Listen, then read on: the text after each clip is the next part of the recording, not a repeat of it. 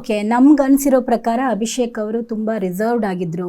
ಅವ್ರದ್ದೇ ಒಂದು circle, serial gang, ಒಂದು ಸ್ಪಂದನ, ಧನುಷ್ ಬಿಟ್ಟರೆ ಬೇರೆ ಯಾರ ಜೊತೆ ಹೆಚ್ಚಾಗಿ ಬೆರೀತಿರ್ಲಿಲ್ಲ ಅಂತ. ಯಾಕೆ?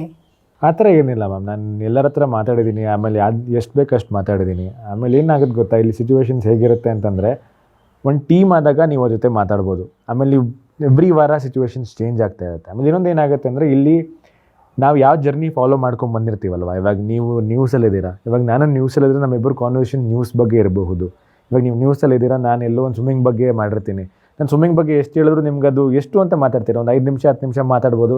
ಆಮೇಲೆ ನಿಮಗೆ ಬೋರ್ ಅನ್ಸ್ಬಿಟ್ಟು ಬಿಡುಗರು, ನಾನು ನ್ಯೂಸ್ ಯಾರು ಮಾತಾಡ್ತಾ ಅವ್ರ ಜೊತೆ ಮಾತಾಡೋಣ ಅನ್ಸುತ್ತಲ್ಲ. ಸೊ ಆ ಥರ ಕಾನ್ವರ್ಸೇಷನ್ಸ್ ಹೇಗಾಗ್ತೈತೆ ಅಂದರೆ, ಅಲ್ಲಿ 24/7 ಅಲ್ವಾ. ನಾವು ಇವಾಗ ಒಬ್ಬರ ಜೊತೆ ಮಾತಾಡ್ಬೇಕಾದ್ರು ನಿಮ್ಮ ಟಾಪಿಕ್ ನೀವೇನೋ ನ್ಯೂಸ್ ಬಗ್ಗೆ ಮಾತಾಡ್ತೀರಾ ಅಂದಾಗ ಎಷ್ಟೊತ್ತು ಕೇಳಿಸ್ಕೊಳಕ್ಕೆ ನನಗೆ ಸಾಧ್ಯ.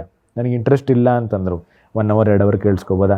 ಬಟ್ ಅದು ಕೇಳಿಸ್ಕೊಂಡಾದ್ಮೇಲೆ ಇನ್ನೂ ಮಾತಾಡ್ಬೇಕಂದ್ರೆ ನನಗೆ ಒಂಥರ ಹಿಂಸೆ ಅನಿಸ್ತಾ ಇರುತ್ತೆ, ಅಯ್ಯೋ ಬೇಕಂತ ಮಾತಾಡ್ತೀನಲ್ಲ ಇವ್ರ ಜೊತೆ ಅಂತ. ಸೊ ಆ ಪಾಯಿಂಟಲ್ಲಿ ಏನಾಗ್ತೈತೆ ಅಂದರೆ, ನಾನು ಯಾವ ಜರ್ನಿ ಫಾಲೋ ಮಾಡಿದ್ದೀನಿ, ಯಾವ ಜರ್ನಿಯಿಂದ ಬಂದೆ ಅಂಥವ್ರು ಯಾರಿದ್ರು ಅವ್ರ ಜೊತೆ ಮಾತಾಡಿದಾಗ ನನ್ನ ಜರ್ನಿ ಅವ್ರ ಜರ್ನಿ ಸಿಮಿಲರ್ ಇರೋದ್ರಿಂದ ಮಾತು ಇನ್ನೂ ಕಂಫರ್ಟಬಲ್ ಆಗಿತ್ತು. ಮೇ ಬಿ ಆ ಥರ ಅನಿಸಿರ್ಬೋದು ಅಷ್ಟೇ. ಓಕೆ, ನೀವು ಹೇಳ್ತಾ ಇದ್ರಿ ಅದೇ, ಅಂದರೆ ನನಗೆ ಆ ಮಾತಿನಲ್ಲಿ ಗೊತ್ತಾಗ್ತಾ ಇದೆ, ಅಂದರೆ ನೀವು ನಿಮ್ಮದೊಂದು ಝೋನಲ್ಲಿ ಕಂಫರ್ಟ್ ಫೀಲ್ ಹುಡುಕ್ತೀರಾ ಅಂತ. ಹೌದಾ? ನಾವೊಬ್ಬರೇ ಅಲ್ಲ, ಪ್ರತಿಯೊಂದು ಹ್ಯೂಮನ್ ಬೀಯಿಂಗು ಹಾಗೆ ಮಾಡೋದು.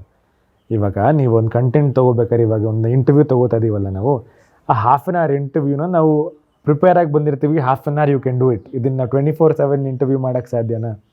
ಆಗಲ್ಲ ಅಲ್ವಾ. ಬಟ್ ಅದು ನೀವು ವ್ಯಕ್ತಿತ್ವದ ಆಟ ಅಂದಾಗ ನೀವು ಅಲ್ಲಿ ಹೆಂಗಿರ್ತೀರೋ ಹಾಗೆ ಇರೋದಕ್ಕೆ ಹೋಗಿ ನಿಮ್ಗೆ ಎಡವಟ್ಟಾಯ್ತಾ ಅಂತ? ಎಡವಟ್ಟಾಯಿತು ಅಂತ ಅನ್ಸಲ್ಲ. ಯಾಕಂತಂದರೆ ಇಲ್ಲಿ ಎಂಡ್ ಆಫ್ ದಿ ಡೇ ನೀವು ಹೇಗಿರ್ತೀರಾ ಅದೇ ತಾನೇ ವ್ಯಕ್ತಿತ್ವದ ಆಟ ಅಂದಾಗ. ನಿನ್ನ ಪರ್ಸ್ನಾಲಿಟಿ ಏನು?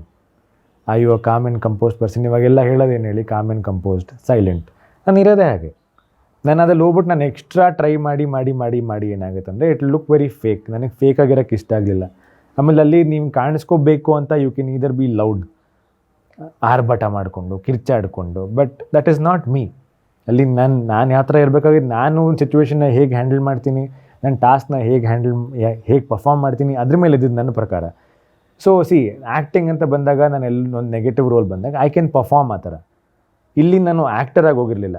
I was not playing a character, I was playing Abhishek ಯಾವ ಥರ ಇರ್ತಾನೆ ವ್ಯಕ್ತಿ, ಅದನ್ನು ತೋರ್ಸೋಕೆ ಹೋಗಿದ್ದು ಜನಕ್ಕೆ. ಆ್ಯಂಡ್ ಐ ಥಿಂಕ್ ಆ ಥರನೇ ಇರಬೇಕು ತಾನೆ. ನಾನಲ್ಲಿ ಹೋಗಿರೋದು ನಾನಾಗಿರೋಕ್ಕೆ. ಅಲ್ಲಿ ಹೋಗ್ಬಿಟ್ಟು ನಾನು ಯಾರೋ ಬೇರೆಯವ್ರ ಥರ ಕಾಮಿಡಿ ಮಾಡೋಕ್ಕೆ ಹೋಗಿ, ಯಾಕಂದ್ರೆ ಅಲ್ಲಿರೋರು ಒಬ್ಬೊಬ್ಬರು ಒಂದೊಂದು ಥರ ಮಾಡಿದ್ದಾರೆ. ನನ್ನ ಥರ ಬೇರೆ ಯಾರೂ ಇರಲಿಲ್ಲ ಅಲ್ಲಿ. ಇವಾಗ ಇನ್ನೊಬ್ಬರ ಥರ ಬೇರೆ ಯಾರೂ ಇಲ್ಲ. ಎಲ್ಲರೂ ಒಂದೇ ಥರ ಇದ್ದರೆ it won't be nice. So ನಾನಾಗಿದ್ದೆ ಅಂತ ಅನ್ನಿಸ್ತು ಅಷ್ಟೇ. ಐ ಫೆಲ್ಟ್ ಅದರಲ್ಲಿ ಪಾಸಿಟಿವ್ ಆಯಿತಾ ನೆಗೆಟಿವ್ ಆಯಿತಾ, I can't help it. So I was just my self. ನೀವು ಹೋಗೋದಕ್ಕಿಂತ ಮುಂಚೆ ಯಾರು ಪರಿಚಯ ಇದ್ದರು ನಿಮಗೆ?